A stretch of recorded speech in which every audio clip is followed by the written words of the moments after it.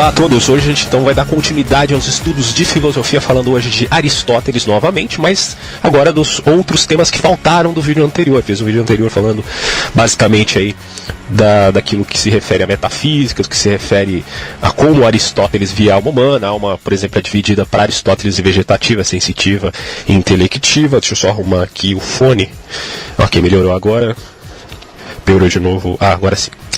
A gente falou também da questão política, de vários outros temas, e hoje falando de lógica, retórica e poética. Então, vamos fazer esse bem bolado aí, para ganhar tempo, o vídeo não ficar muito grande. Primeira coisa que você tem que entender sobre lógica em Aristóteles: princípio da identidade, princípio da não contradição e princípio do terceiro excluído. Isso aqui não é só lógica de Aristóteles, são três princípios basicamente, digamos assim, universais. O princípio da identidade significa que todo objeto é idêntico a si mesmo. O princípio da não contradição significa que uma proposição não pode ser verdadeira e falsa ao mesmo tempo. E o princípio do terceiro excluído é que uma proposição não pode ser verdadeira e falsa, e, portanto, isso exclui um terceiro valor. O terceiro valor está, portanto, excluído. E aí você tem a classificação das proposições em Aristóteles. A gente pode colocar aqui como quantidade, qualidade, relação e modalidade.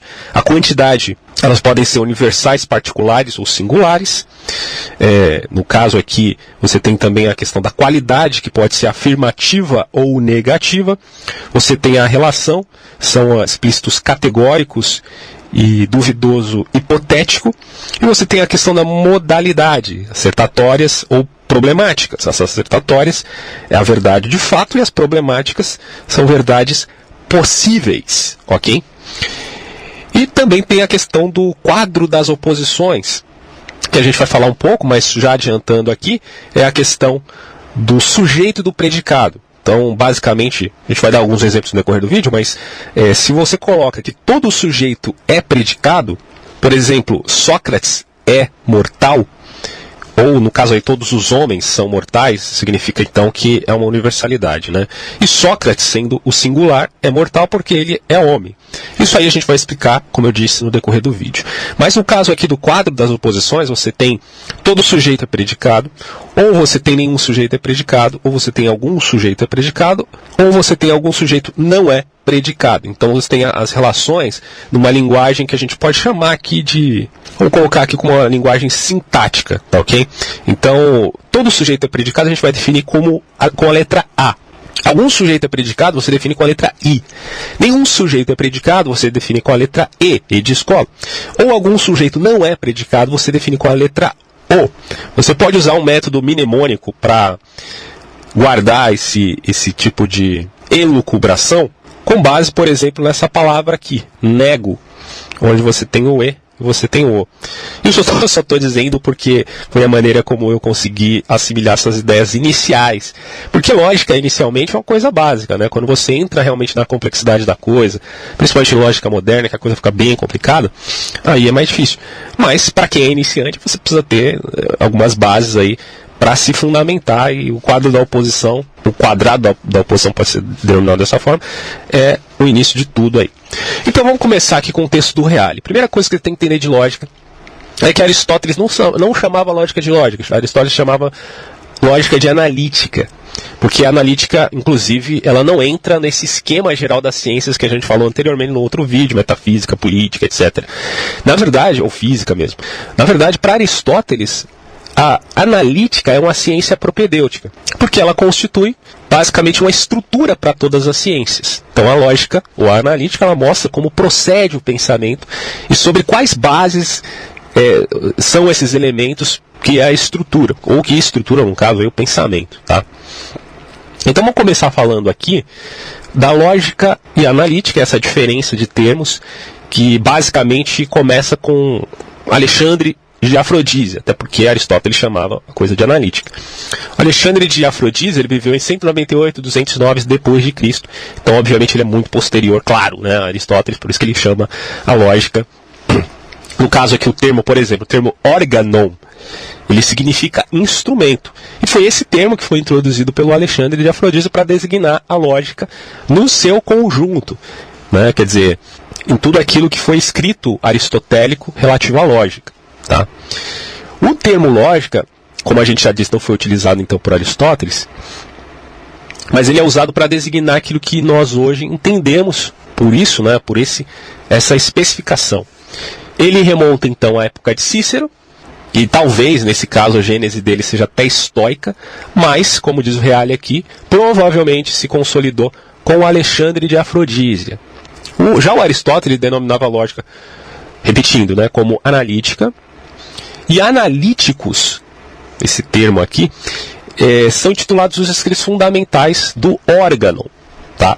A analítica, ou análises, que daí deriva o termo grego, significa resolução, e ele explica o método pelo qual, partindo de cada conclusão, nós a resolvemos precisamente nos elementos dos quais ela mesma deriva. Ou seja, nas premissas e nos elementos de que brota essas mesmas premissas, e assim fundamentamos e justificamos o que a gente vai chamar posteriormente aí de silogismo.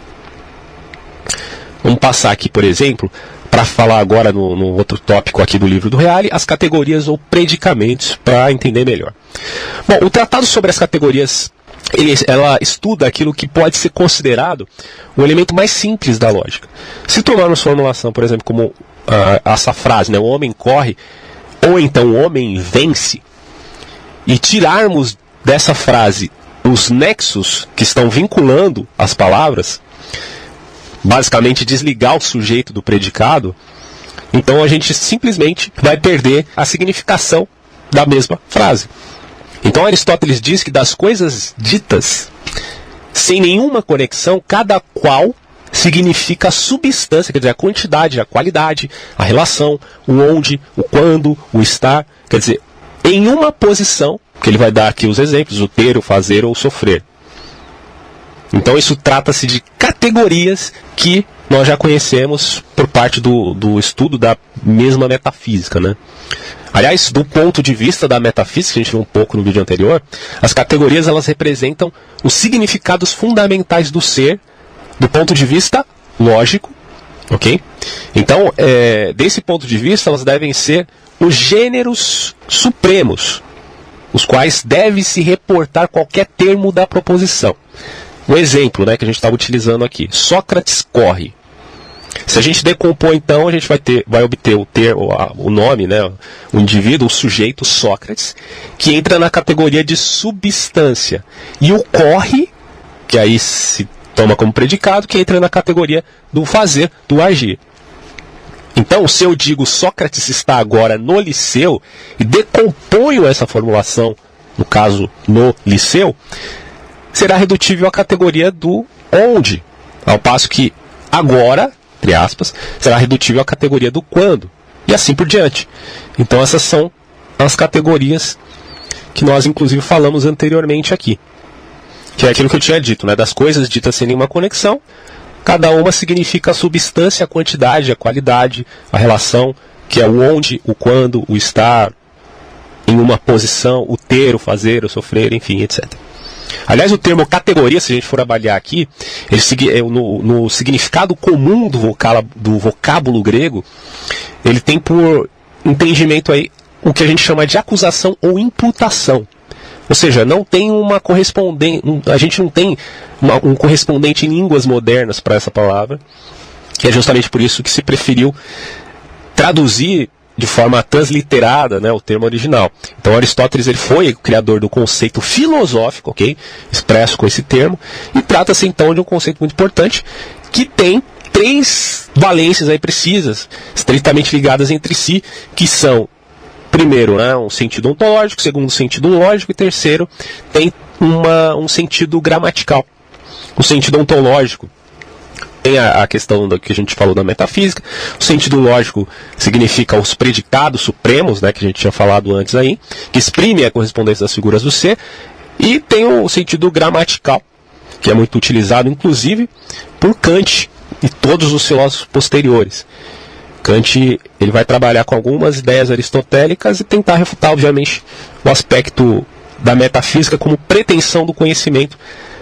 Afinal, foi ele que escreveu a Crítica da Razão Pura, justamente para criticar, para achar um modus operandi onde você conseguisse encontrar um limite para o conhecimento humano. E, no caso dele, vai entender que a metafísica extrapola esses limites, mas isso aí já é outra história. A gente pode fazer um vídeo posterior a isso, tá? Bom, vamos à questão das definições aqui em Aristóteles, no caso da lógica. Bom, nós dissemos então que as categorias são indefiníveis porque são os gêneros supremos, como está relatado aqui no livro. Mas o que significa definir? No caso de Aristóteles, significa não tanto explicar o significado de uma palavra, mas muito mais em determinar o que é o objeto que a palavra indica. Essa palavra está indicando um objeto. Então, por isso explica-se a formulação que Aristóteles dá da definição como o discurso que expressa a essência. O discurso, repetindo, expressa a essência. E esse discurso que expressa a natureza, vamos colocar assim, das coisas, ou o discurso que expressa a substância das coisas, é como, vou dar um exemplo aqui. Se você perguntar para mim o que é socialismo, bom, socialismo pode ser várias coisas de vários pontos de vista, mas o socialismo inevitavelmente deve ter uma substância, para que se conheça efetivamente as várias expressões do socialismo. Porque se existem várias expressões do socialismo, há de se ter uma substância que ocorre variações, porque você tem vários tipos de socialismo. Mas se é vários tipos de socialismo, ele tem uma substância. E basicamente essa substância está vinculada ao que a gente poderia chamar de poder político, dominando poder econômico, poder militar, etc. e tal. É só um exemplo aqui, a gente não vai discutir isso agora. Bom, Aristóteles, para se poder definir alguma coisa, ele vai dizer que se necessita do gênero e da diferença. Ou como uma fórmula clássica que ele expressa aqui, que é o termo gênero próximo e a diferença específica. Então, se a gente quiser saber o que quer dizer o que quer dizer homem, o termo, né, homem, nós devemos, através da análise, identificar o gênero próximo desse termo, em que ele se inclui e que não é o de meramente um ser vivente. Porque, se a gente for pensar bem, as plantas também são seres viventes. O animal, por exemplo, além de vida vegetativa, ele tem a vida sensitiva. Então a gente pode colocar o homem como animal? Bom, mas o homem também é um ser racional. Então o homem é animal, que é o gênero próximo, mas ele é racional, que é a diferença específica. Então você tem aqui o gênero próximo e tem a diferença específica. É animal, vegetal, também sensitivo, mas ele também é racional. E aí está a diferença específica da coisa. Vamos falar agora sobre os juízos e as proposições. Bom, o juízo e a proposição, eles constituem a forma mais elementar do conhecimento. Então, a forma que nos dá a conhecer diretamente um nexo entre um vínculo entre um predicado e um sujeito. Então, o verdadeiro e o falso, portanto, nascem com o juízo, vai dizer Aristóteles. No âmbito dos juízos e das proposições, Aristóteles ele realiza uma série de distinções, dividindo em afirmativos e negativos, em universais, singulares e particulares. Basicamente é o que eu falei aqui sobre o quadro das oposições, né? Que você tem essas especificações aqui. Ele estuda, então, também as modalidades segundo as quais nós conjugamos os predicados e os sujeitos, que é o que eu mencionei: quantidade, qualidade, relação, modalidade. Tá? Outro tópico aqui é o silogismo em geral e sua estrutura. Então, quando nós afirmamos ou negamos alguma coisa de alguma outra coisa, quando julgamos ou formulamos proposições, ainda não estamos efetivamente raciocinando, vai dizer Aristóteles. E, obviamente, também não estamos raciocinando quando nós formulamos uma série de juízos e relacionamos essa série de proposições desconexas entre si. Mas nós estamos raciocinando quando passamos de juízo para juízo e de proposições para proposições que tenham, veja, determinados nexos entre si, de alguma forma, e sejam uma causa da outra. Então, umas antecedentes e outras, basicamente, consequentes. Se não houvesse nexo, e essa consequencialidade, vamos colocar assim, não vai haver um raciocínio efetivo. E aí você tem o silogismo. O silogismo é precisamente o raciocínio que o Aristóteles vai colocar aqui como perfeito, porque é aquele raciocínio em que a conclusão a que se chega é efetivamente a consequência que brota necessariamente daquele antecedente. Geralmente, em um raciocínio perfeito, a gente teria, conforme vai dizer o próprio Aristóteles, 3 proposições. Então, no silogismo, sempre... É claro que isso aí não é uma regra universal, tá? Mas, enfim. No silogismo sempre estão em jogo 3 termos, dos quais um funciona como dobradiça, que une os outros 2. Você tem um exemplo aqui dado no livro do Reale. Se todos os homens são mortais, número 1, e se Sócrates é homem, número 2, a conclusão é que, número 3, Sócrates é mortal. Como se vê aqui, o fato de Sócrates ser mortal é uma consequência, tá, que brota necessariamente do fato de se ter estabelecido que todo homem é mortal e que Sócrates precisamente é um homem. Portanto, homem, o termo homem, é aquele termo sobre o qual se alavanca essa conclusão. A primeira das proposições do silogismo a gente vai chamar aqui de premissa maior, que é aquela premissa se todos os homens são mortais, nesse exemplo aqui. E a segunda premissa é a menor, que é aquela que diz, e Sócrates é homem? E a terceira, obviamente, é a conclusão. Os 2 termos, eles são unidos na conclusão, ok? Então, os 2 termos que são unidos na conclusão se chamam o primeiro, que é o sujeito, e o segundo, que é o predicado. O sujeito é Sócrates, que a gente vai colocar aqui como extremo menor, e o segundo, que é o predicado, que no caso aqui vai ser o termo mortal, na conclusão, é o extremo maior. Então, são 3 as figuras possíveis do silogismo, no interior das quais se dão, posteriormente, várias combinações dessas referências, conforme as premissas do silogismo sejam universais ou particulares, afirmativas ou negativas. Vamos passar agora para o item, o silogismo científico ou demonstração. Vamos lá. Bom, o silogismo científico ou demonstrativo, ele se diferencia do silogismo em geral, precisamente porque, além da correção formal da inferência, ele também diz respeito ao valor de verdade das premissas e das consequências. Então, as premissas do silogismo científico devem ser verdadeiras pelas razões apresentadas. Quer dizer, eles devem ser primeiros, isso significa não tendo necessidade de ulteriores demonstrações mais conhecidas e anteriores. Devem ser por si mesmas inteligíveis, claras e mais universais do que as conclusões, porque devem conter a sua razão. E assim a gente chega a um ponto delicadíssimo, né, da doutrina aristotélica, vai dizer o Reale aqui, que é a grande pergunta: como a gente vai conhecer as premissas? Porque se a conclusão parte das premissas, beleza, mas como que se conhece a premissa em si mesmo? E aí fica a questão aqui para o próximo tópico, que é o conhecimento imediato da indução e da intuição. E é através disso aqui que você, segundo Aristóteles, vai conhecer as premissas para fazer o seu silogismo e a sua lógica. Então, por exemplo, ele vai dizer aqui que o silogismo é um processo substancial da substância dedutiva, porque ele extrai verdades particulares de verdades universais. Tá? Processo dedutivo. Mas como são colhidos então essas verdades universais? Que é a pergunta que a gente fez agora. O Aristóteles ele vai dar 2 opções. Primeiro, a indução. Segundo, a intuição. Então, como se dá esse processo de intuição e indução? Para que nós entendamos aqui, a intuição, basicamente o primeiro item aqui, é um procedimento pelo qual do particular se extrai o universal.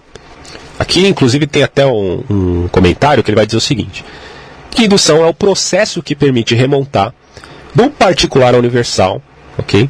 Como a gente acabou de falar, e opõe-se à dedução e à demonstração.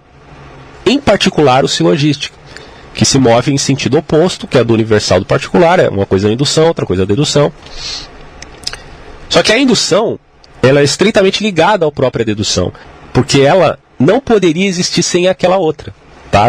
Indução e dedução, de qualquer forma, estão vinculados. Aliás, o Aristóteles mesmo diz: aprendemos ou por indução ou por demonstração. A demonstração procede dos universais, enquanto a indução procede dos particulares. Mas não é possível considerar os universais a não ser por indução. Porque, para você chegar à premissa, você parte, de certa forma, da indução. Esse é um tema bem complexo, tá? Mas é só uma introdução que eu estou dando para vocês. E existe o aspecto também da intuição, que Aristóteles vai dizer o seguinte, ó, que ao contrário da intuição, da indução, né, a intuição ela é a capacidade pura dos princípios primeiros por parte do intelecto. E aí entra a polêmica. Intuição intelectiva, ela existe mesmo? O Kant vai dizer que não, que a gente só tem intuição, vamos colocar aqui, sensível, né? Mas intuição intelectiva é algo que não é muito aceito pelos empiristas. Não que o Kant fosse empirista, tá? Não entenda mal. Kant já é uma vertente de uma terceira via, não no sentido lógico da coisa, né? Como colocando o terceiro... ele tem... a gente está falando da dicotomia da teoria do conhecimento e não do aspecto lógico, até porque Kant respeita profundamente a lógica. Mas ele vai colocar ali um aspecto que sintetiza pensamentos empíricos de pensamentos racionalistas. E a gente posteriormente vai falar mais sobre... Eu tenho uns vídeos sobre Kant, mas eu vou falar mais dele posteriormente também, tá? Mas o Aristóteles acredita numa intuição intelectiva. E, aliás, o Aristóteles, assim como Platão, que já havia feito isso, né, embora de modo um pouco diferente, ele admite essa intuição intelectiva e que possibilita o saber mediato e pressupõe estruturalmente um saber imediato. E aí você tem aqui aquilo que dá origem ao que a gente chamaria, então, de proposição, pressupostos, que serão base para nossas deduções. Vamos falar um pouco agora do princípio da demonstração e o princípio de não contradição. Vamos lá. Bom, as premissas e os princípios de demonstração são captados por indução ou por intuição. Ok. E a esse propósito deve-se notar que, antes de mais nada, cada ciência assume premissas e princípios próprios. E isso significa dizer que premissas e princípios são peculiares a cada disciplina. Por exemplo, a aritmética, ela assume a existência de unidade de números, a geometria, a existência da grandeza espacial, e assim por diante. Cada ciência se caracteriza em um caminho específico que vai levar a uma definição específica. Outro ponto é que cada ciência trata de definir o significado de uma série de termos que também são peculiares a ela mesma. A aritmética, por exemplo, define o significado de pares, ímpares, enfim. A geometria define o significado de comensurável, incomensurável, e por aí em diante. Para poder fazer isso, então, as ciências elas devem usar de certos axiomas, ou seja, de proposições verdadeiras, de verdade intuitiva, e são esses os princípios pelos quais acontece a tal demonstração. Entre esses axiomas, há alguns que são comuns a várias ciências. E aí é importante dizer isso, né? Alguns axiomas eles são comuns a todas as disciplinas. E outros axiomas eles são inerentes a todas as ciências, sem exceção nenhuma. Como é aqueles princípios universais que eu falei no começo do vídeo.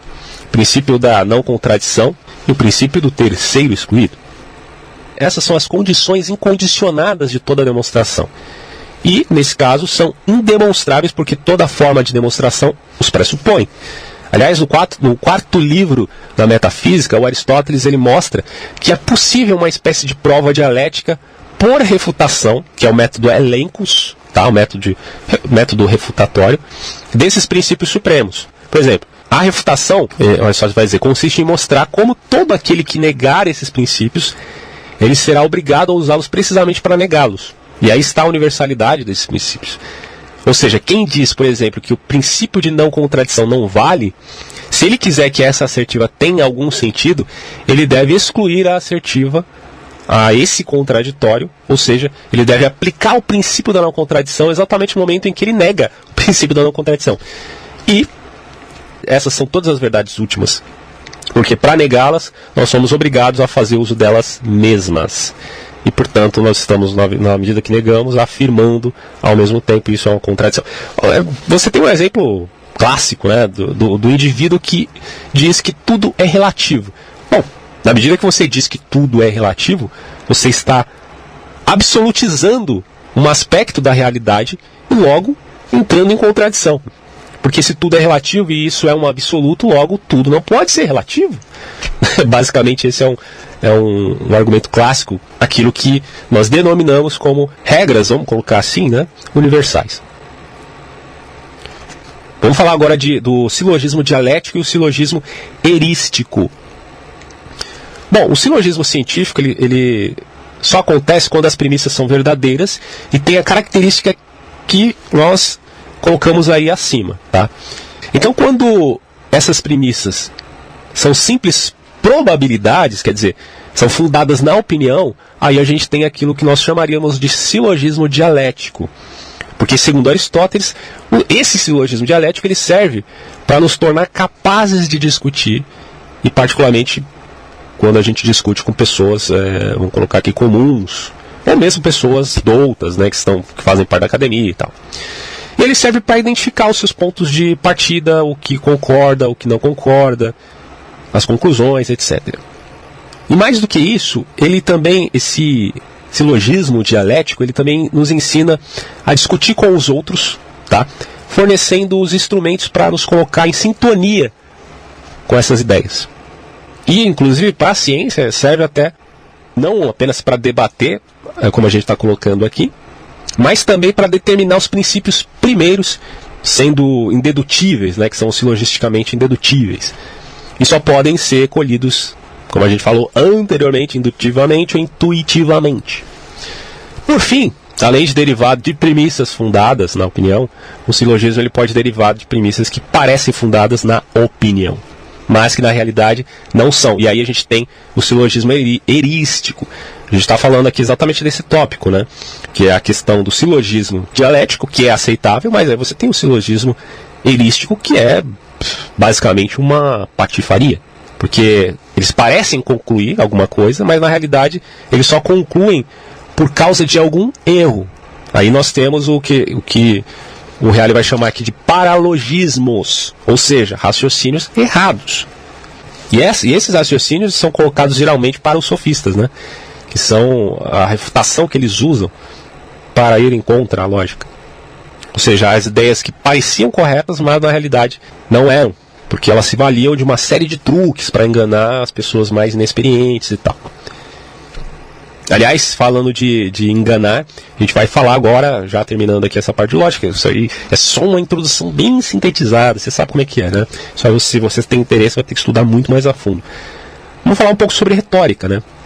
Porque como se fala de retórica, todo mundo já disse, não pode usar retórica e tal. Não, você pode usar retórica, não é que é errado usar retórica. Só que é o que o Aristóteles e o Platão mesmo vai dizer, né? Porque assim como o Platão, Aristóteles ele tinha a firme convicção, em primeiro lugar, de que a retórica não tem a função de ensinar e treinar acerca da verdade. Isso aí é a função da filosofia. Aliás, por um lado é da filosofia, por outro é das ciências e artes particulares. Mas o objetivo da retórica, ele é basicamente esse, de persuadir, de descobrir quais são os modos e meios para persuadir. Tanto para não ser enganado, como para utilizar algum argumento em questões públicas, políticas. Então, não necessariamente é errado, desde que você tenha ciência de que a ênfase do conhecimento não está na retórica, está sim na filosofia e nas ciências e artes particulares, tá? Então a retórica é basicamente para Aristóteles uma arte que analisa e define os procedimentos com que o homem procura convencer os outros homens e identifica suas estruturas fundamentais.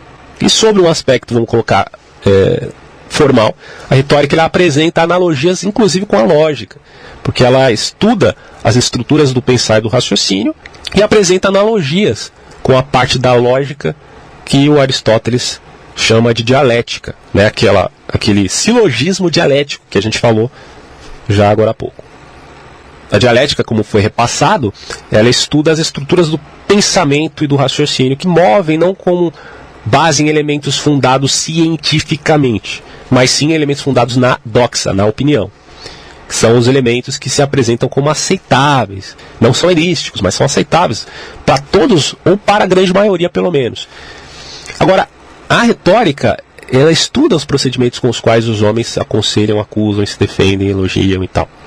Em geral, não se movendo a partir de conhecimentos científicos, mas das opiniões prováveis. Então a retórica, ela basicamente está muito vinculada a essa dialética, a esse modo de falar dialético. E outro ponto que a retórica se destaca também é que ela não apresenta essas várias passagens através das quais o ouvinte comum acabaria se perdendo, né? Ela elimina o aspecto da complexidade e ela extrai a conclusão de forma rápida das premissas, deixando então a mediação lógica apresentada por razões simples. Esse tipo de raciocínio retórico, ele denomina-se pelo termo entimema. Esse é o termo utilizado aqui no livro, entimema, ou entímema, não tem acento aqui, deve ser entimema mesmo. Bom, o entimema é um silogismo que parte de premissas prováveis, sendo conciso e não desenvolvido nas várias passagens. ou seja, de convicções comuns e não de princípios primeiros. E além disso, a retórica, fora, né, o entimema, ela também se vale de muitos exemplos, que basicamente não implica uma mediação lógica de qualquer gênero, mas torna imediata e intuitivamente evidente aquilo que se quer provar. E esses exemplos retóricos, eles correspondem ao que a gente poderia chamar de indução lógica.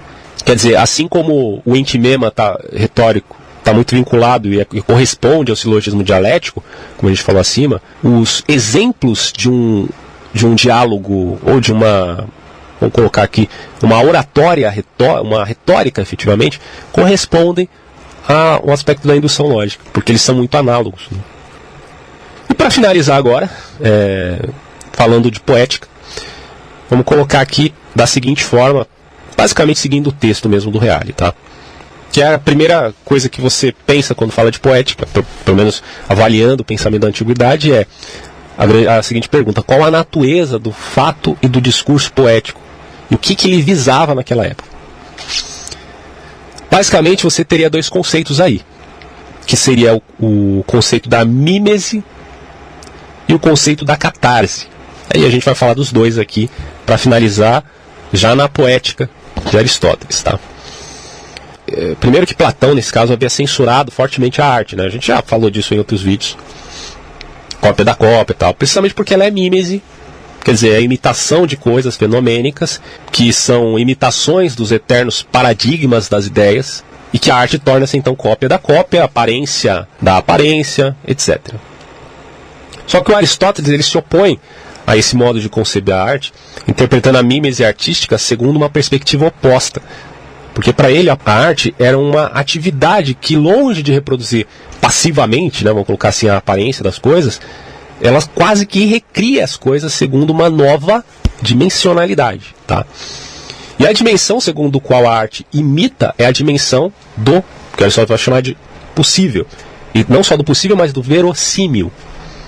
E é precisamente essa dimensão que, vamos colocar assim, universaliza os conteúdos da arte, elevando ao nível não dos universais lógicos, tá?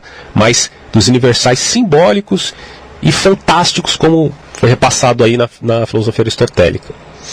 No que se refere à catarse, né, quer dizer, enquanto a natureza da arte consiste na imitação do real segundo a dimensão do possível, a sua finalidade consiste na purificação das paixões.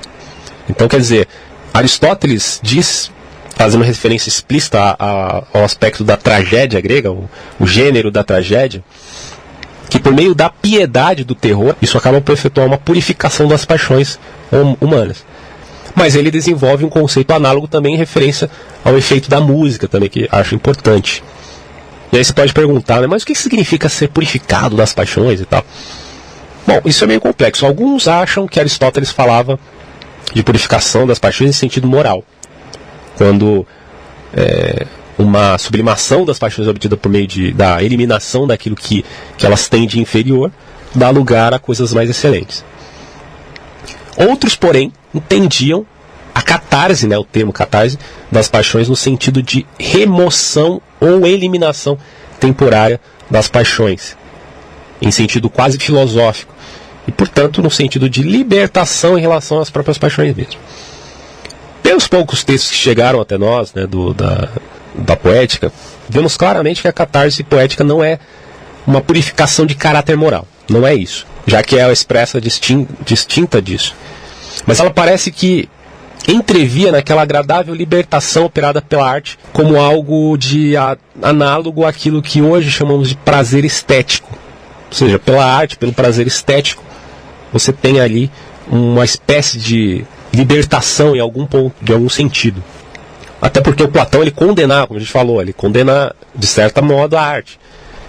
Aliás, o Platão, ele condena a arte, entre outros motivos, também pelo fato de ela desencadear sentimentos e emoções, reduzindo o elemento racional ao elemento sensível, ao elemento da alma propriamente, né? Só que o Aristóteles, ele subverte exatamente a interpretação platônica, dizendo que a arte não nos carrega de emotividade, sim nos descarrega. Além disso, o tipo de emoção que ela nos proporciona, que é de natureza inteiramente particular, não apenas nos prejudica, mas até nos recupera, né? Então você vê aí a total dissonância do pensamento de Aristóteles para com o pensamento de Platão, porque para Platão a arte não tinha, diante de muitos outros motivos, a arte ela nos levava a desencadear sentimentos e emoções que nos levariam a sucumbir às paixões. Mas o Aristóteles fala que não é bem isso. Na verdade, ela faz é descarregar esses sentimentos, descarregar essas repressões. É um termo repressão meio perigoso usar aqui, né? Porque isso aí já não tem muito a ver com os gregos. Mas é isso, gente. Eu falei um pouquinho de cada um dos temas abordados, definidos para se abordar, que são a lógica analítica, vamos colocar assim, né? Retórica e poética. É só um vídeo introdutório a esses temas.